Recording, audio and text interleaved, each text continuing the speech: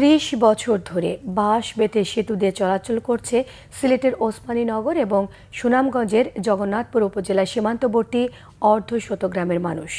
চরম দুর্ভোগে তারা। সরকারি বিভিন্ন দপ্তরে ধর্ণা দিয়েও মেলেনি সেতুর আশ্বাস। সিলেট থেকে দীপু সিদ্দিকের পাঠানো তথ্য ছবি নিয়ে থাকছে ডেস্ক রিপোর্ট। ক্যামেরায় ছিলেন মোহাম্মদ আজমল আলী। সিলেটের ওসমানীনগরের উমরপুর ইউনিয়নের শেষ সীমানায় বানায়া হাওর। হাওরের ওপারেই সুনামগঞ্জের জগন্নাথপুর উপজেলা। যাতায়াতে যুগ যুগ ধরে চরম দুর্ভোগে এই দুই জেলার অর্ধশতাধিক গ্রামের মানুষ। বর্ষায় নৌকা আর শুকনায় হেঁটে চলাই ছিল এখানকার হতভাগ্যদের একমাত্র ভরসা। 1996 সালে এলাকার কিশোর তরুণরা বানায়া হাওরের বারাক বিলে তৈরি করে বাঁশের সেতু। সেই থেকে শুরু, এখনো চলছে বাঁশ বেতের সাঁকো দিয়ে পারাপার। ফাঁকা রাস্তা নাই, মাটির রাস্তা। এখানে একটা ব্রিজ রয়েছে, এই ব্রিজের বাঁশের ব্রিজ তো হয়েছে, ফাঁকার ব্রিজ হয়েছে না। এখানে প্রতিদিন মানুষ অনেক ছাত্রছাত্রী স্কুল মাদ্রাসা কলেজে তারা যায়, যাতায়াত সমস্যা খুব কষ্ট হয়। আমাদের গ্রামে গাড়িগুলো আয় না, কিভাবে আয় গাড়ি? এটা কি বাঁশের একটা ব্রিজ, দুইটা ব্রিজ করেছিলাম।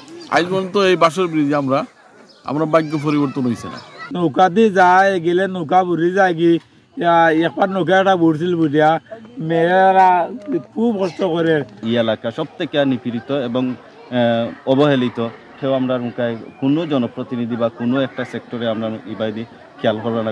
বর্ষায় হাওরের পানি বেড়ে গেলে সেতুটি ডুবে যায়। যাতায়াতে দুর্ভোগের অন্ত থাকে না শিক্ষার্থী, রোগী ও তাদের স্বজনদের। ব্যবসা বাণিজ্যের ক্ষেত্রেও বড় বাধা যোগাযোগ ব্যবস্থা।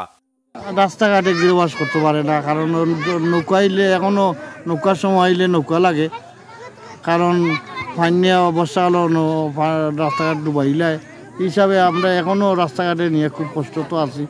30 বছর ধরে সব সরকারের আমলেই বিভিন্ন দপ্তরে সেতুর জন্য আবেদন করেছেন ভুক্তভোগীরা, কিন্তু কোনো উদ্যোগই নেওয়া হয়নি। বছরের পর বছর ধরে অবহেলিত থেকে গেছে বানায়া হাওর পারের মানুষ। এক যুগ ধরে আমি বিভিন্ন সরকারের সাথে লবিং করে আসছি। বিএনপি থাকতে বিএনপি, আওয়ামী লীগ থাকতে আনপি, সবার সাথে আমি লবিং করছি। লবিং করে টাকা পয়সা খরচ করছি, কিন্তু আসলে কথায় আছে না, কাজে মিল নাই। ইউনিয়ন পরিষদ থেকে রাস্তার কিছু কাজ করা হলেও তাও পর্যাপ্ত নয় বলে জানিয়েছেন জনপ্রতিনিধিরা। সেতু নির্মাণের সমীক্ষা শেষ হয়েছে। ঊর্ধ্বতন কর্তৃপক্ষের সিদ্ধান্তের অপেক্ষায় এলজিইডি।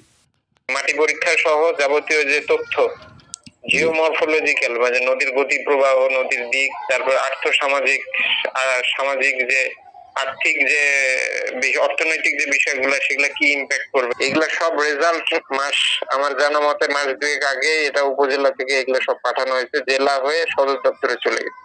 একটি সেতুর জন্য আর কত অপেক্ষা করতে হবে জানে না বানায়া হাওরবাসী। Bangla Vision news desk.